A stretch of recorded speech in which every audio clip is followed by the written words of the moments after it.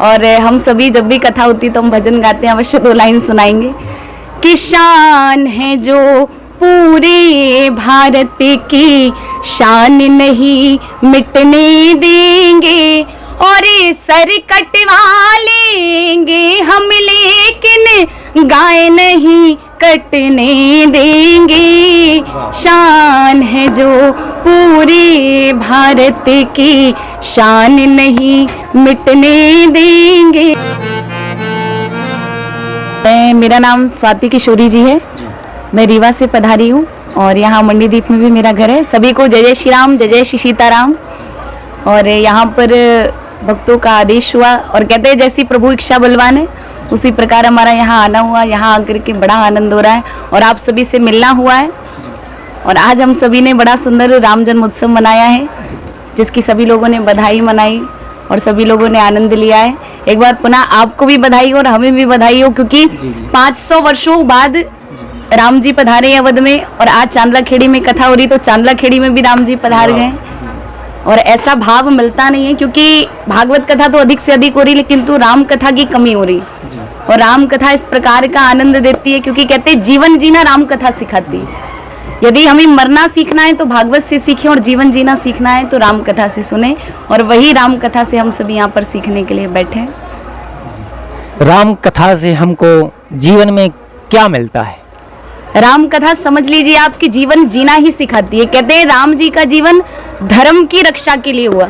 कहते हैं कि महापुरुष का जो जीवन कहा जाता है और धर्म रूपी पुरुष जिसे कहा जाता है, उसी प्रकार राम जी ने अपना जीवन जिया है। हर समय हर एक क्षण धर्म पर चलने वाले राम जी।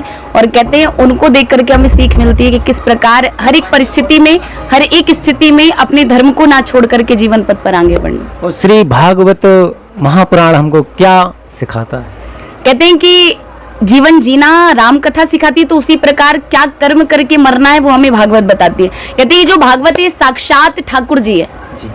कहते हैं कि यदि आपको ठाकुर जी को स्पर्श करना है, दर्शन करना है, तो कभी भागवत को स्पर्श करके देख लीजिए, क्योंकि भागवत में प्रभु के प्राण समाये हुए हैं। तो इसीलिए यदि विचार किया जाए कि क्या कर्म करके मरा जाए, तो फिर यही विचार है कि भागवत को एक बार श्रवण कर लीजिए, तो अपने आप क्या कर्म करके मरा जाए वो हमें पता चल जाएगा। शिव महापुराण हमको क्या सीख देता है? बहुत सुंदर प्रश्न पूछा आपने। कहते हैं कि प्रभु तक जाना है तो रास्ता नहीं पता है। आप देखेंगे रामचरितमानस और भागवत में रास्ता नहीं बताया कि 1 लोटा जल चढ़ाओ तो ये मिलेगा, ऐसा कुछ भी नहीं बताया। अब कहते हैं मंदिर तक तो जाना है, किंतु रास्ता नहीं पता।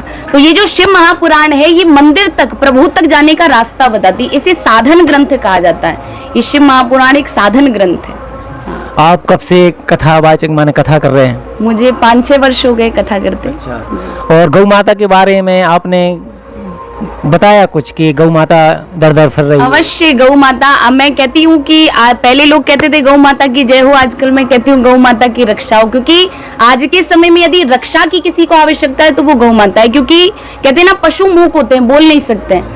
और यदि कोई बोल नहीं पा रहा तो उसका कष्ट हमें समझना चाहिए। क्योंकि कहते हैं वैतरणी जो पार होती है वो गौ माता की पूंछ पकड़ करके वैतरणी पार होती है। तो यदि वो गौ माता हमें वैतरणी अपनी पूंछ पकड़ करके पार करा रही, तो हमारा भी कर्तव्य है कि संसार में गौ माता की हम सभी रक्षा करें।